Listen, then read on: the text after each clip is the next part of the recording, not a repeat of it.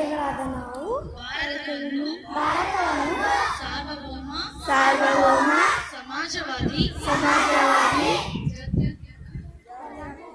ಪ್ರಜಾಸತ್ತಾತ್ಮಕ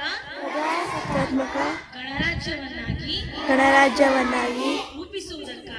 ರೂಪಿಸುವುದಕ್ಕಾಗಿ ಭಾರತದ ಎಲ್ಲಾ ಪ್ರಜೆಗಳಿಗೆ ಸಾಮಾಜಿಕ ಆರ್ಥಿಕ ಮತ್ತು ರಾಜಕೀಯ ನ್ಯಾಯವನ್ನು ವಿಚಾರ ಅಭಿವ್ಯಕ್ತಿ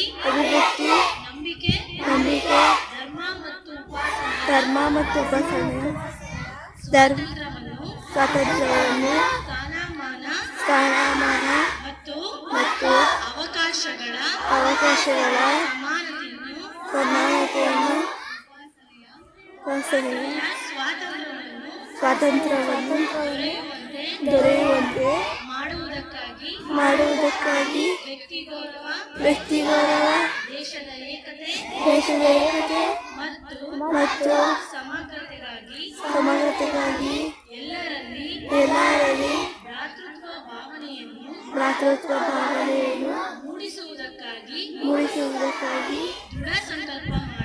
ದೃಢ ಸಂಕಲ್ಪ ಮಾಡಿ ನಮ್ಮ ಸಂವಿಧಾನ ಸಭೆಯಲ್ಲಿ